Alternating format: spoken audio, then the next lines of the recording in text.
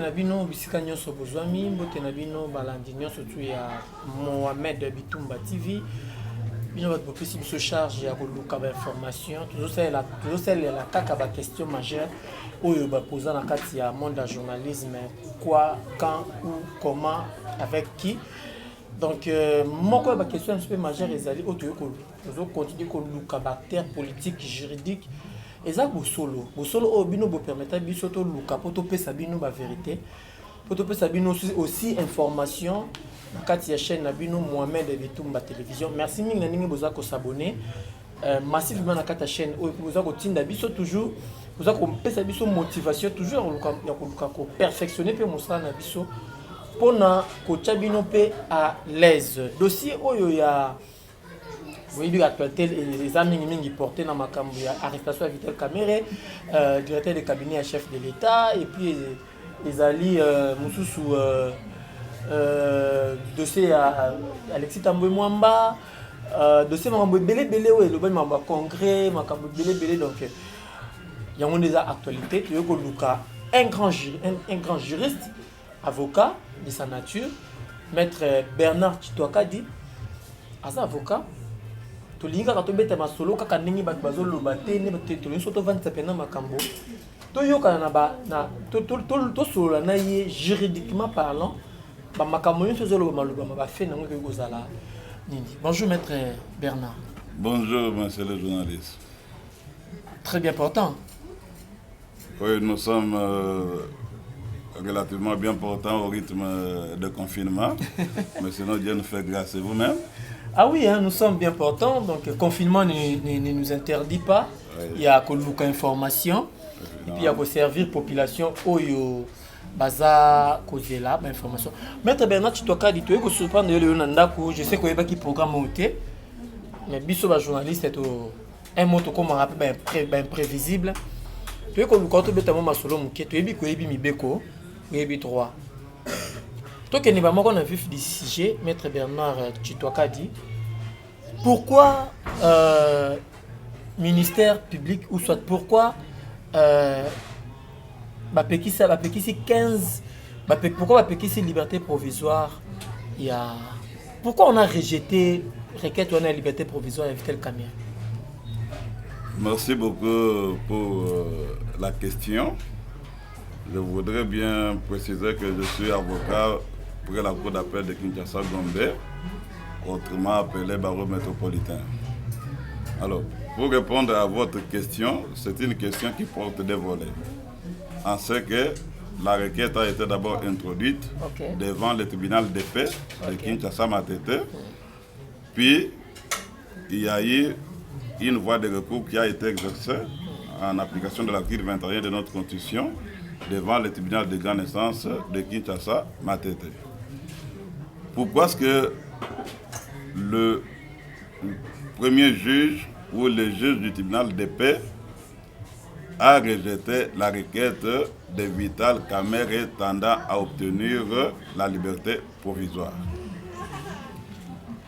Ce que les gens doivent savoir, c'est que la liberté est une règle et la détention est une exception. La base légale, c'est l'article 27 du Code de procédure pénale. Dès lors qu'une personne fait l'objet de poursuites judiciaires, dans les cas d'espèce, on appelle l'instruction préjuridictionnelle, c'est-à-dire non pas à la police, mais au parquet. Les magistrats, après avoir mené l'enquête, et s'ils trouvent qu'il n'a pas tous les éléments du dossier, il a la possibilité de mettre la personne sous mandat d'arrêt provisoire. Bon, autrement, on dit MAP. Et techniquement, on dit qu'il a été mappé. Et le MAP ou le mandat d'arrêt provisoire a une validité de 5 jours.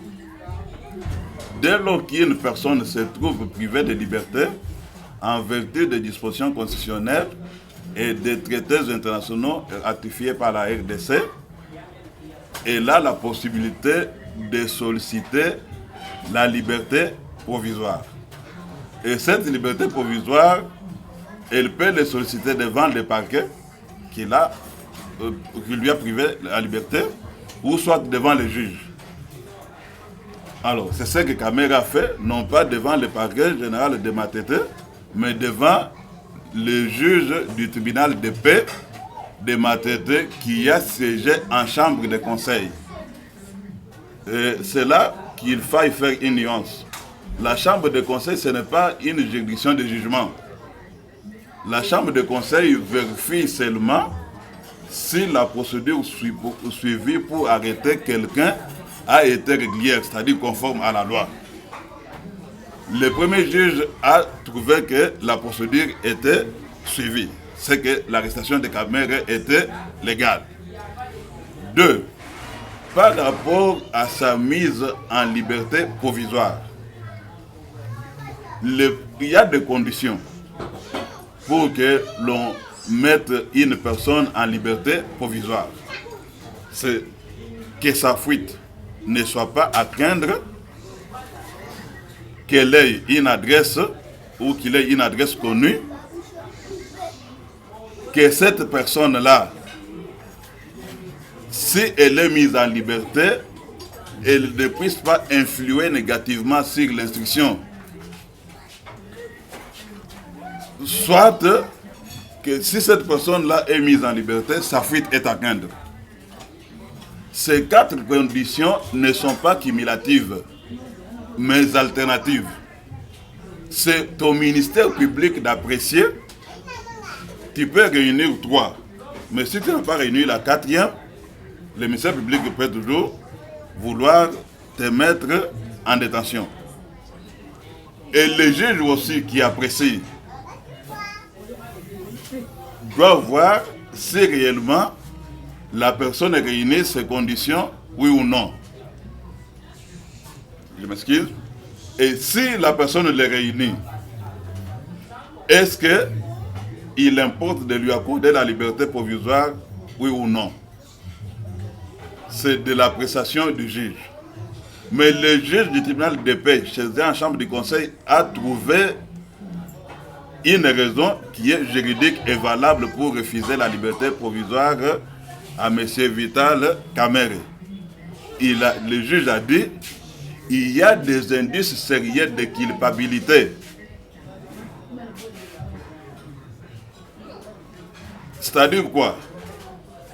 Sans que le juge examine les faits pour lesquels la personne est arrêtée ou est poursuivie, mais il constate que les faits qu'on lui reproche sont constitutifs d'une ou de plusieurs infractions. Et pour ces motifs, les juges peuvent vous placer en détention. Mais, Maître Bernard, tout le monde au quotidien na terme juridique mingi au quotidien biso pena donc to quotidien na kati ya baro biso be to telemi to linto bana go sambisa po to yebi ba mape to yebi ba délai ba 5 jours to fa no mukela lingala parce que ba imboka pe bazota la yo bazana besoin ba sosola malamu. Pourquoi ba pesi monsieur Vital Kamere mise en arrestation provisoire? Pourquoi ba pesi 15 jours au lieu de 5 jours? To fa no mukela lingala. OK. Je voudrais d'abord qu'on termine sur les 2 volets en français et puis je vais devoir me débrouiller en lingala pour que tout le monde nous comprenne. Nous vous laissons le temps. Là. OK. Quand le juge lui a refusé cette possibilité, il a confirmé sa détention et la loi prévoit un délai de 15 jours. Quand on présente la personne en chambre de conseil pour la première fois. Et on donne au ministère public 15 jours pour mener les enquêtes, continuer les investigations. Et après 15 jours, si le ministère public n'a pas réuni tous les éléments du dossier ou des preuves, il peut représenter de nouveau la personne en chambre de conseil, toujours devant le juge de paix. Et là, il demande qu'on lui accorde 30 jours. Si après un mois, il n'a pas terminé les enquêtes, il va de nouveau en chambre de conseil pour demander qu'on lui accorde un mois encore. C'est que ça doit faire 2 mois. Et si dans 2 mois, il n'a pas toujours terminé l'instruction, il rentre pour demander encore 1 mois. Ça fait 3 mois. Alors, pour certaines infractions, on ne permet pas qu'on aille au-delà de 90 jours de mise en détention provisoire par la loi. Mais pour les autres, comme les infractions reprochées à Vital Kamerhe, on peut aller au-delà. Alors, Kamerhe, n'étant pas content avec la décision du premier juge du tribunal de paix, est allé en appel. Le juge d'appel, après avoir entendu Vital Kamerhe et ses avocats, c'est là aussi qui est important que les gens ou nos téléspectateurs doivent savoir et connaître qu'en chambre de conseil, n'y entre que public et la personne accusée, les juges ainsi que les avocats de la personne accusée. Pas les avocats de la partie civile s'il y en a. C'est là une distinction. Alors, quand ils sont arrivés au degré d'appel, les juges du tribunal de grande instance de Kinshasa, Matete, a constaté que le premier juge avait bien rendu son ordonnance, il l'avait motivé, contrairement à l'argumentaire de Vital Kamerhe qui disait que le premier juge n'avait pas motivé sa décision. Alors, je crois, sur cette branche, avoir répondu, à moins que vous ayez une question pour d'éclaircissement en français pour que je réponde avant que je puisse me débrouiller pour nos téléspectateurs qui ne comprennent mieux que le Lingala. Ok. Je pense que l'ingénieur Jeannot Massanka, ou ça, la Penza est fort.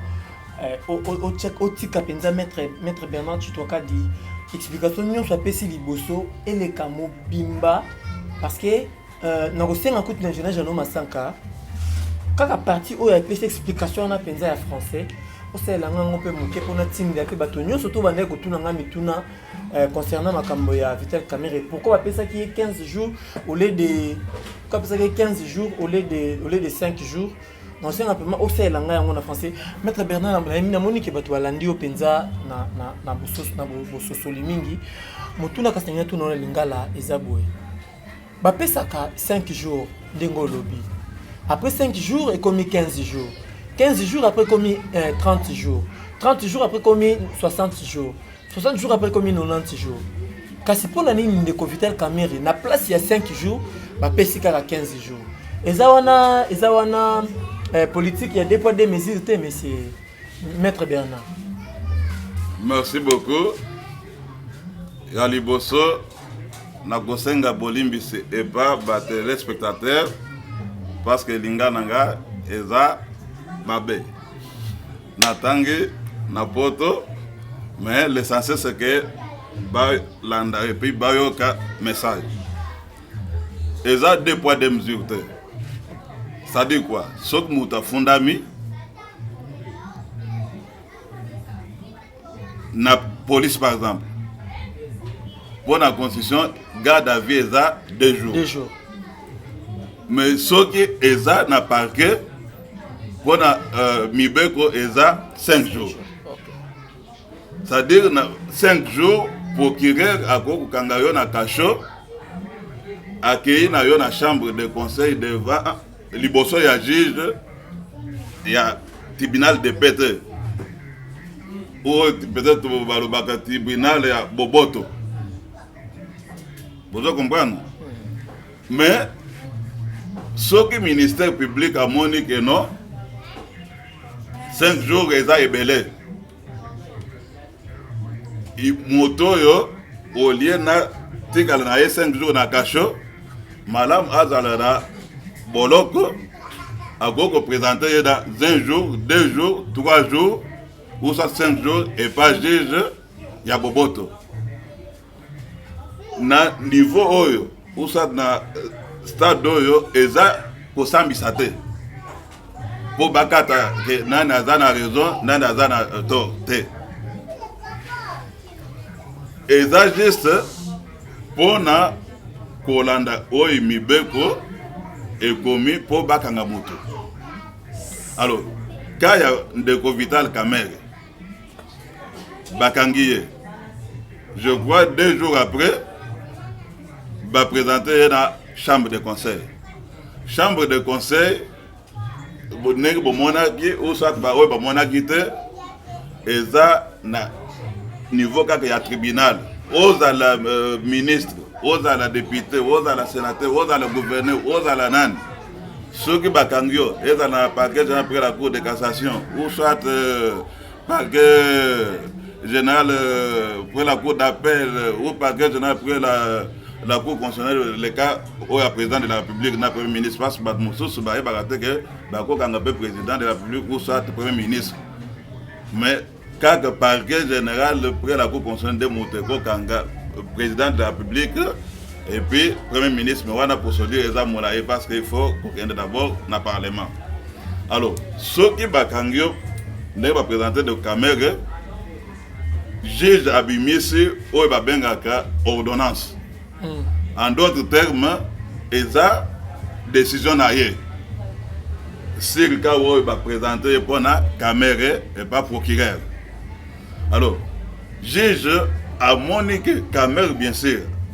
Directeur du cabinet des chefs de l'État, Aza Papa, Aza Mwasi Nabana, adresse Naye et Ebani, Agogo Kimate, mais, oui, bah fondé lié, et ça bah infraction grave, et puis, dans le total, il y a dossier, Aza Nakati. Alors, le col a mon côté, ceux qui ont en liberté provisoire, a beaucoup influencé l'enquête. C'est-à-dire quoi? Ceux qui ont en liberté provisoire, a beaucoup benga.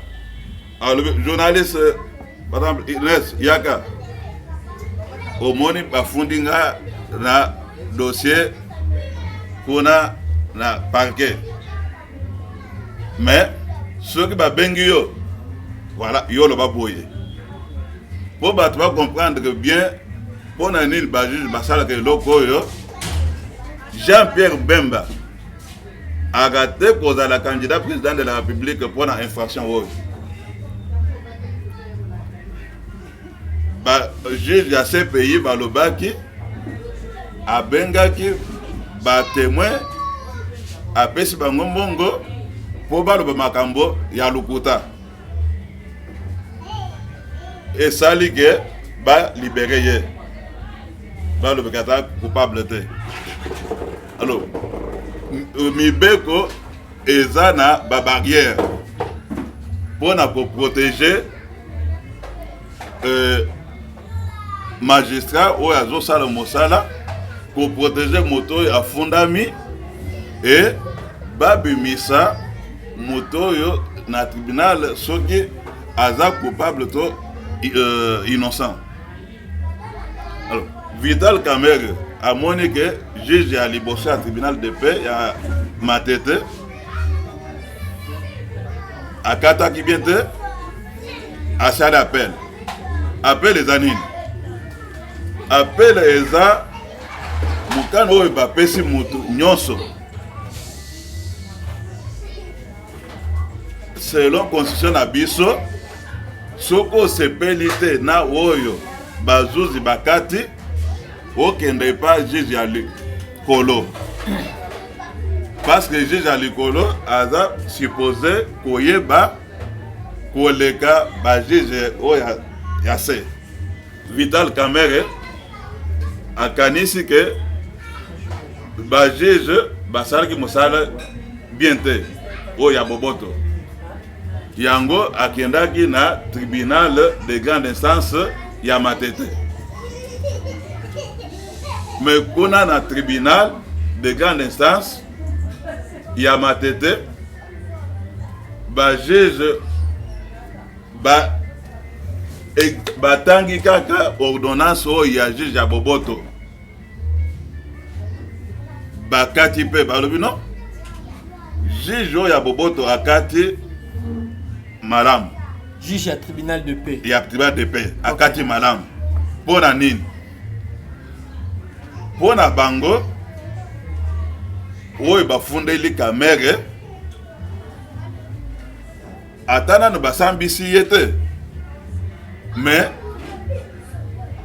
eza na baprevo ezolakisaka no à commettre infraction. Kasi maître Bernard, oui. Wana ozo relater biso kaka oyo ba juge ya tribunal de paix ya chambre ya tribunal de paix ba décidaki.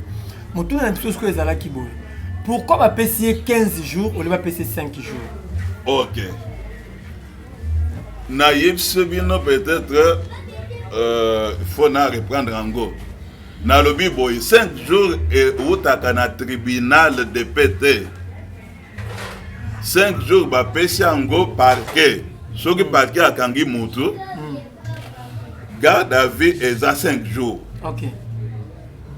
C'est-à-dire soki 5 jours eleki et que parquet etindi mutu wana na tribunal de paix, arrestation est commis illégale ou arbitraire. Mais tant que bakangi kamere procureur vous êtes parquet général à ma tête a présenté le à tribunal de paix, je crois dans 2 ou 3 jours. Ce qui est normal. Violation à Mibeko exacte. Ce que juge na ba circonstance oyo Mibeko lobi soki ba yena monter na chambre de conseil pour atikala na boloko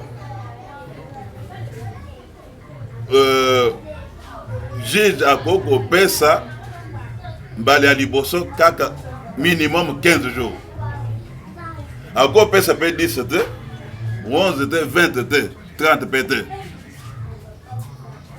Vous devez comprendre. Pour la première fois. Alors, dès que Salami pour la caméra.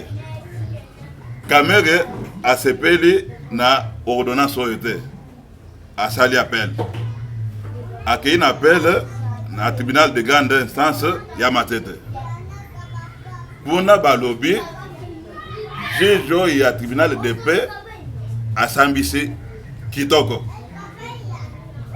C'est que Kamere a na tort. Bon, c'est que tu comprends que l'explication est penza claire, est penza net, ba imboka na ba sosoli. Motuna mi balé maître Bernard Chutoka déjà ya koyeba. Après arrestation ya Vital Kamere. Après tant à bima, tant ba ko katela ye, ba ko katela ye tumbu. Tout ce qui ba bimisi ki innocence na ye.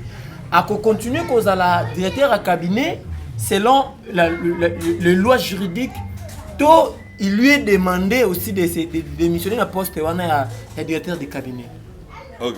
Avant de répondre au Sadna Yanola, mais il faut que Bino Banamboka ba yebake 15 jours wana soke koki et que procureur général a silissé enquête na yete aza na possibilité ya kozonga lisusu na Vital Kamere kaka na tribunal de paix ya Matete wana kosenga 30 jours.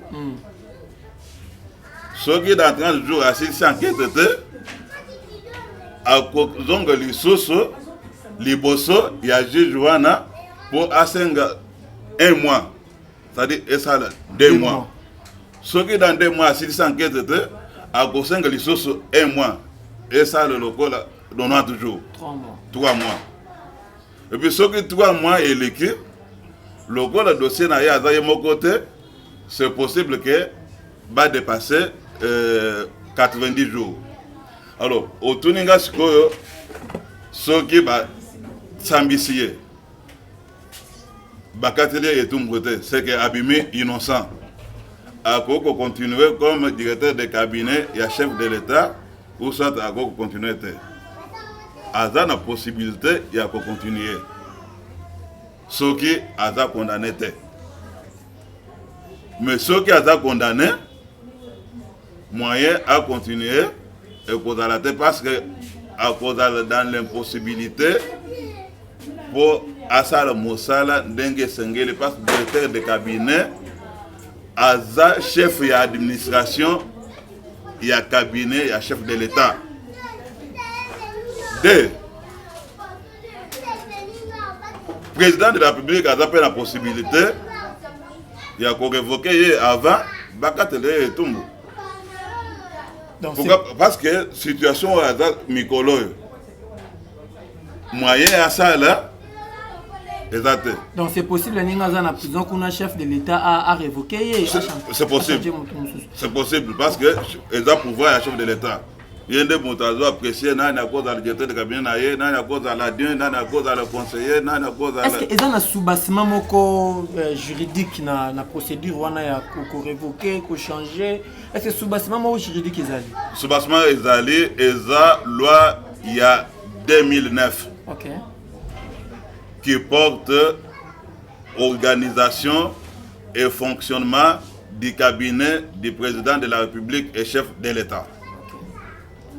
Ce sont les articles 1 et les articles 2.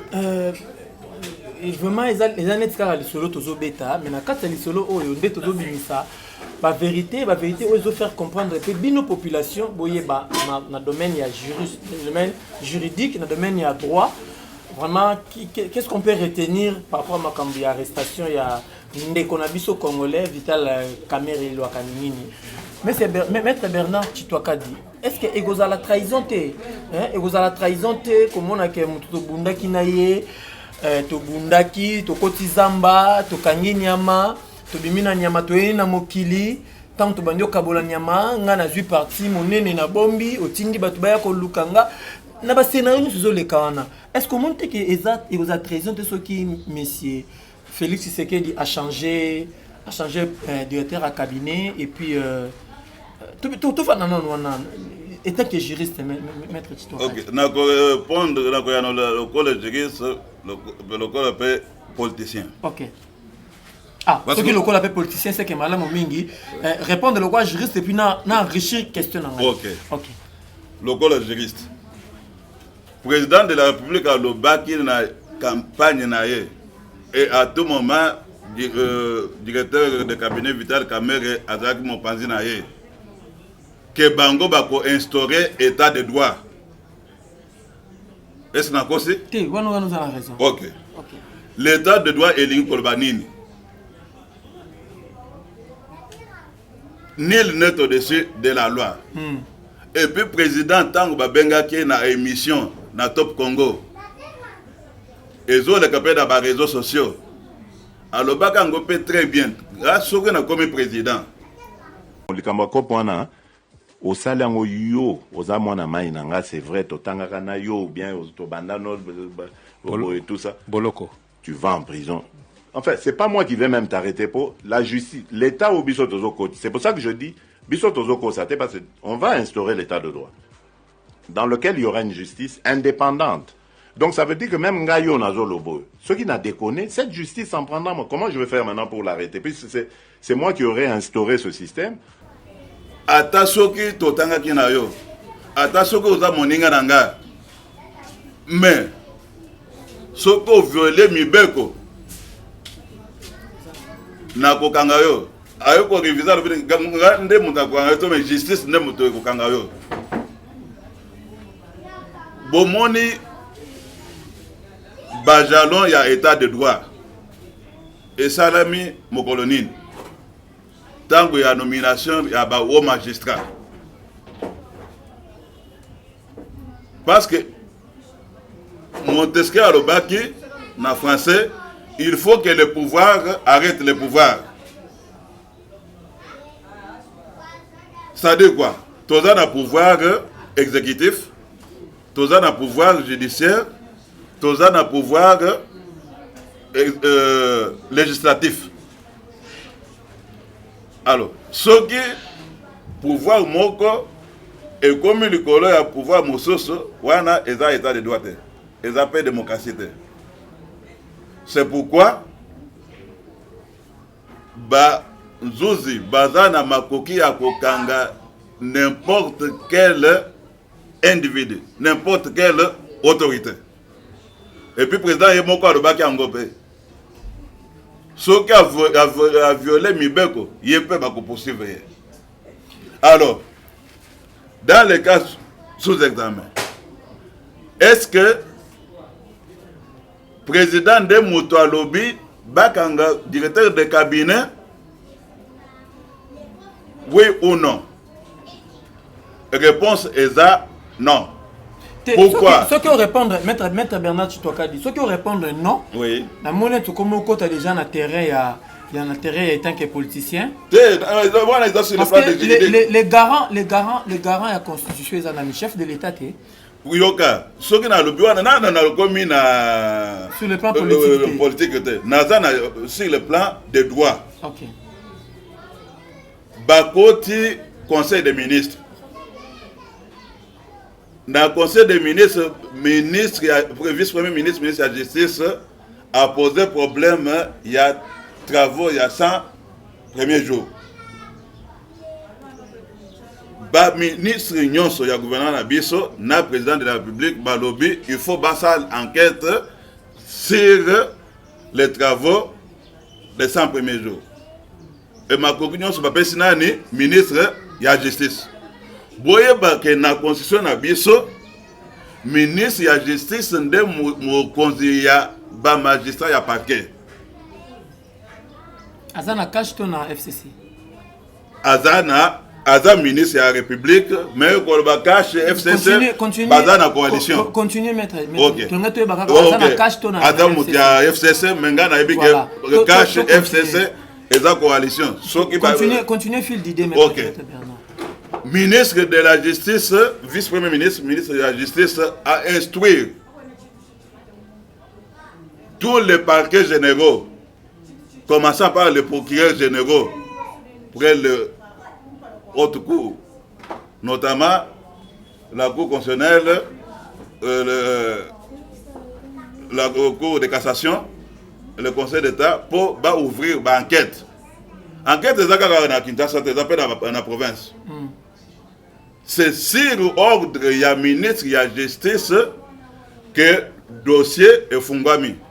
Et ça, président de la République. Quand c'est ministre, on a la justice. Alors travailler, président Naïnan. Président Naïnan, Félix Tshisekedi. Allié à Félix Tshisekedi, Vital Kamerhe était. Donc, Félix Tshisekedi a Simbisinde Vital Kamerhe touche, on dirait. Tous on a politique, tous on a justice. Pour tout le monde, justice, on doit continuer comme Mabiso, Momolaï, et on a l'ingé aux hommes, c'est aux hommes. Ok. Président de la République, Félix Tshisekedi. Oui. Ministre de la Justice, il y a un mandat, Félix Tshisekedi. Vous êtes d'accord, Nangaï? On a précisé.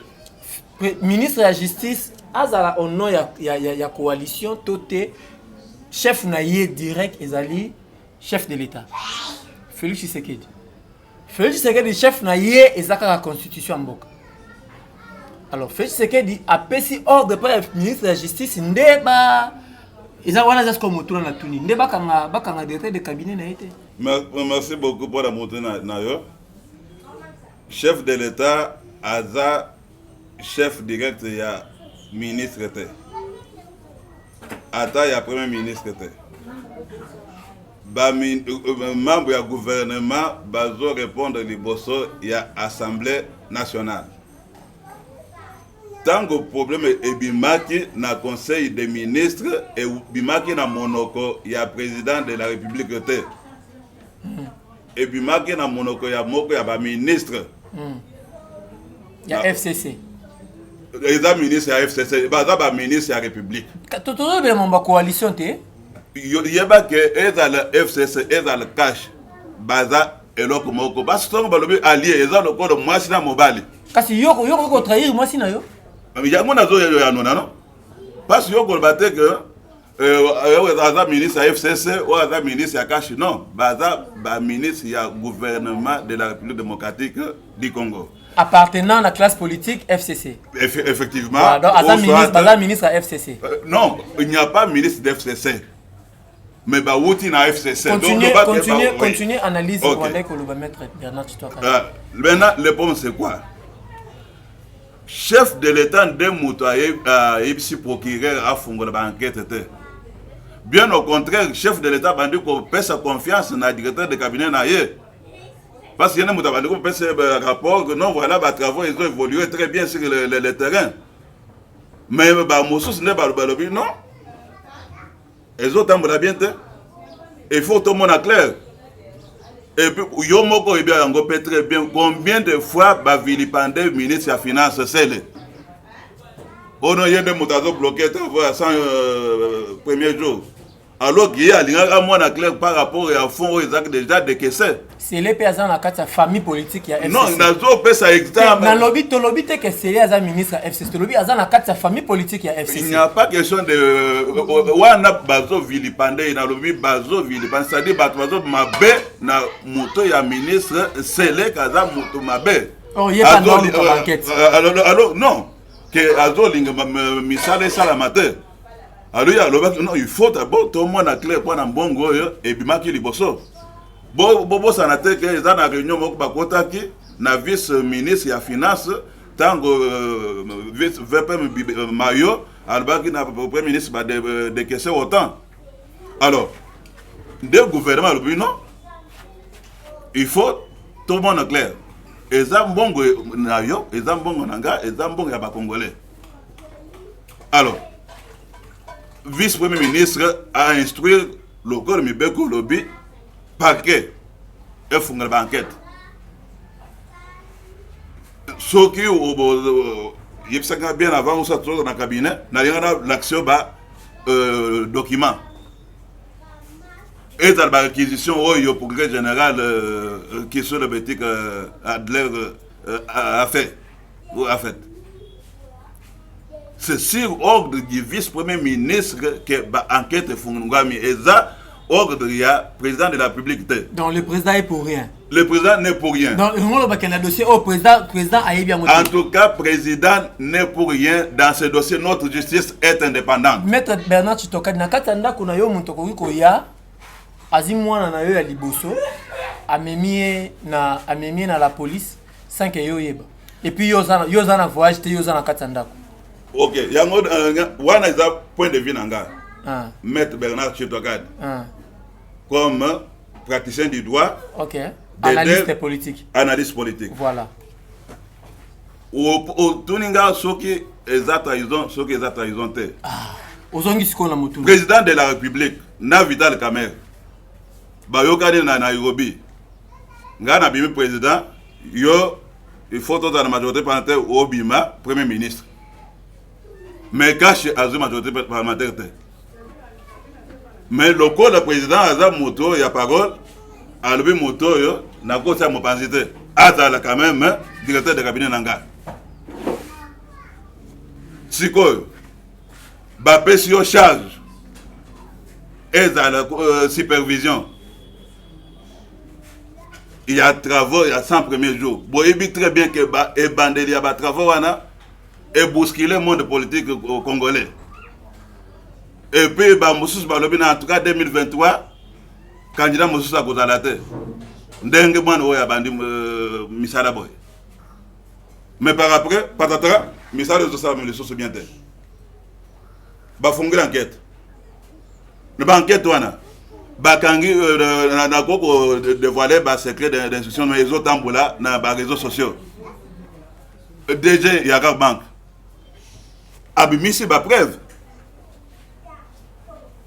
Pour le parquet général, il y a ma tête est bien constitué. Avec tous les inspecteurs qu'il y a et les magistrats qui se trouvent et leurs chefs d'office. Pour traquer tous ces gens-là. Si prenons l'hypothèse, le corps de juge de paix, il y a un tribunal de paix, que non, il y a un indice sérieux de culpabilité. C'est-à-dire quoi? Attends, mais pour la bango, c'est que attends coupable. Non, on a trahi mon ning. Mais non, est-ce que le président de la République a trahi ou soit le directeur de cabinet?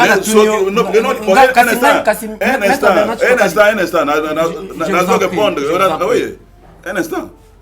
nga na pêche confiance superviseur mais ndenge tolande ba information dans la chambre de conseil et consort ou le compte rendu du parquet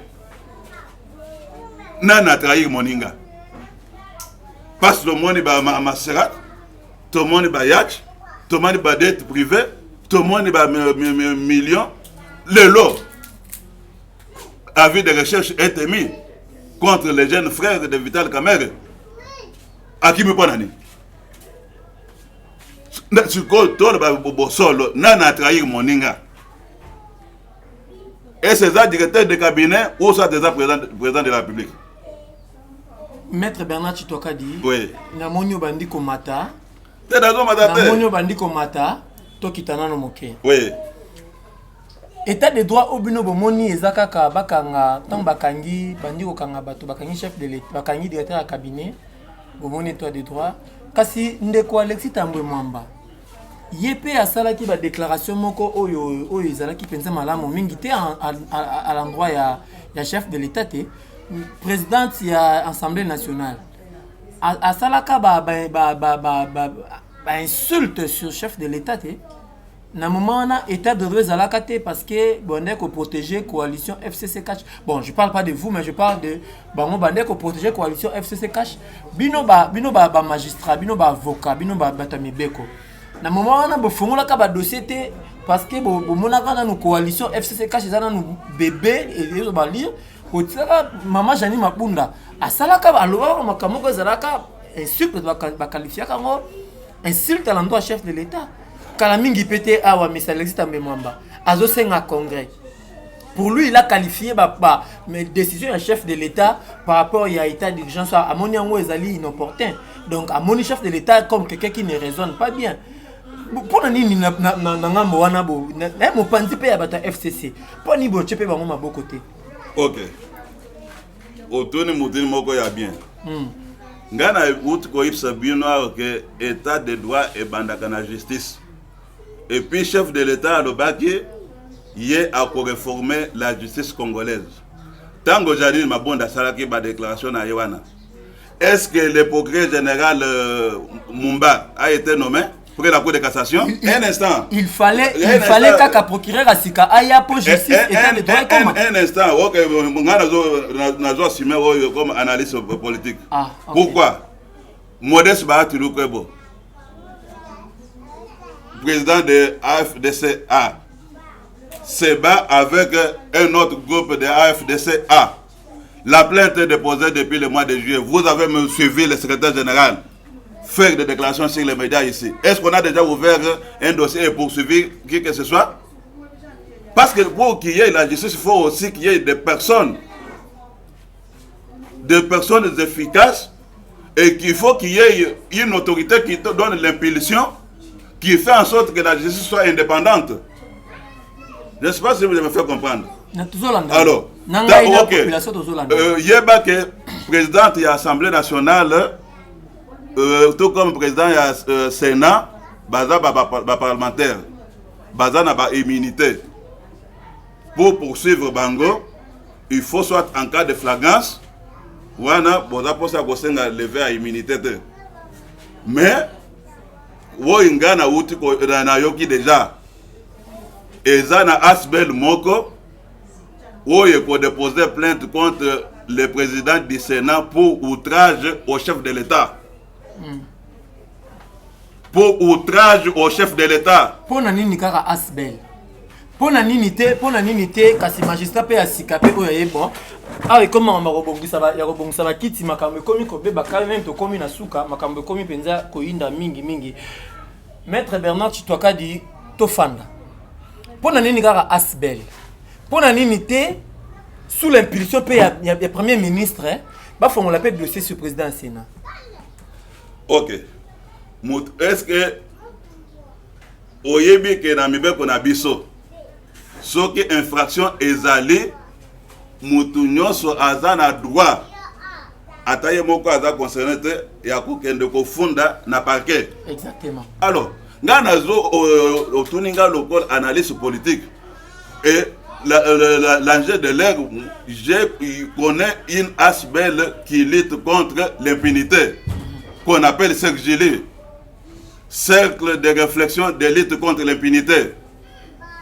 Et cet HBL a promis de déposer la plainte au parquet général près la Cour de cassation contre le président du Sénat pour outrage au chef de l'État, non pas diffamation ou insulte, là c'est rien. L'infraction la plus grave c'est outrage au chef de l'État. Le chef de l'État, sa personne est sacrée. Donc, on ne peut pas concevoir un membre d'une institution quelconque porter ou outrager le chef de l'État. Et la Cour constitutionnelle a donné raison au chef de l'État. Voyez-vous? Alors, c'est pour vous dire que même vous, ce n'est pas seulement au Premier ministre d'aller dénoncer. Le Premier ministre peut aller porter plainte contre un de ses collaborateurs qui sont les ministres et les vice-ministres. Pas celui qui est l'autorité hiérarchique des ministres et des vice-ministres. Mais leur autorité titulaire, c'est l'Assemblée nationale. C'est l'Assemblée qui peut voter une motion pour écarter les membres du gouvernement ou tout comme écarter le Premier ministre. Voyez-vous? Et non le président de la République. Et lui-même, monsieur le directeur de cabinet, moi j'ai reçu ce communiqué. Il vous dit très bien, cessez de politiser cette affaire.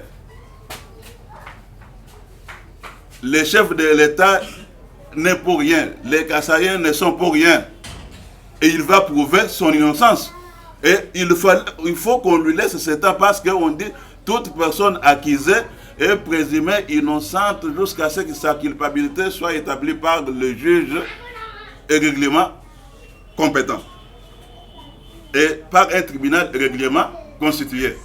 Là, vous avez les prescrits de l'article 9 du pacte international relatif aux droits civils et politiques signé en 1966, ratifié par la RDC en avril 1999. Maître Bernard Jutwakadi. Oui. Lelo, M. Alexis Tambwe Mwamba, Azali Oyazali, président du Sénat, avec tout son passé, vous êtes avocat.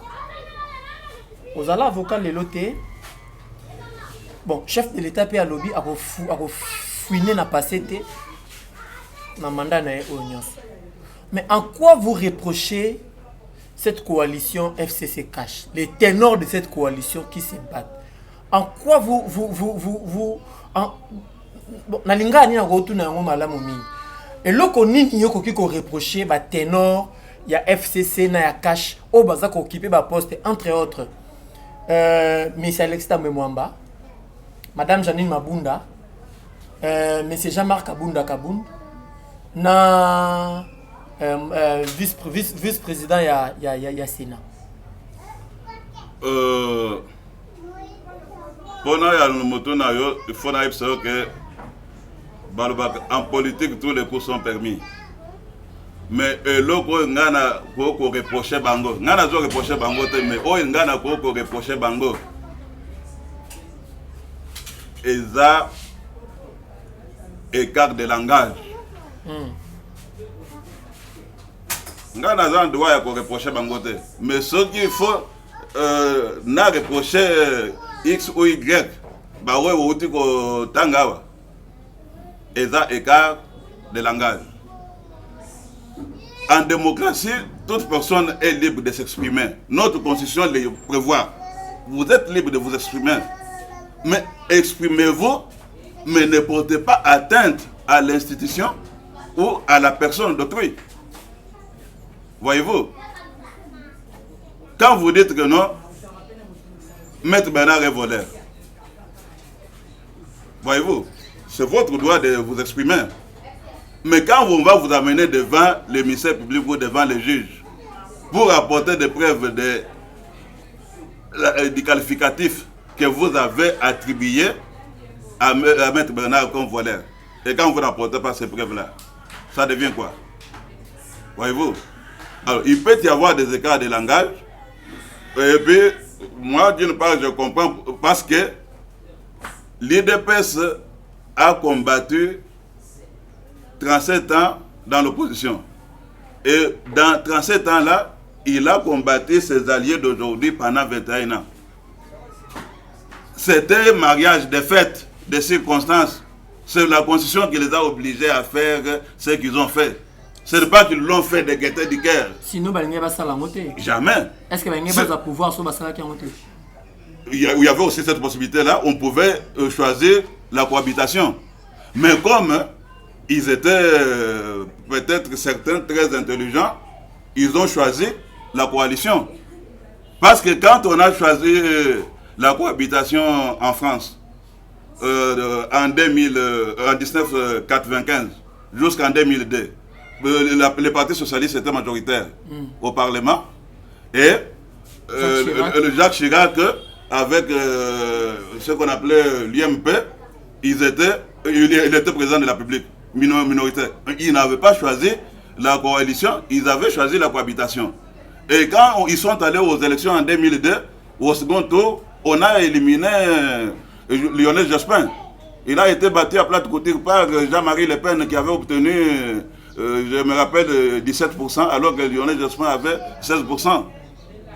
Et toute l'Europe s'est réunie pour faire des marches en France. En tout cas, le pouvoir ne doit pas aller chez les gens de l'extrême droite où on doit faire barrage, même si l'UMP ne travaille pas bien, on doit faire pour que l'UMP reste quand même au pouvoir. Pourquoi? Parce que la cohabitation n'avait pas profité au Parti socialiste dirigé en son temps par le professeur Lionel Jospin. Voyez-vous? Alors ici, ils ont tenté la première expérience de cohabitation et comprenez que comme dans toute organisation, il y a toujours des couacs. Il y en a qui sont animés de bonnes intentions et puis il y en a aussi qui sont animés de mauvaises intentions de part et d'autre. Et ça, c'est mon constat.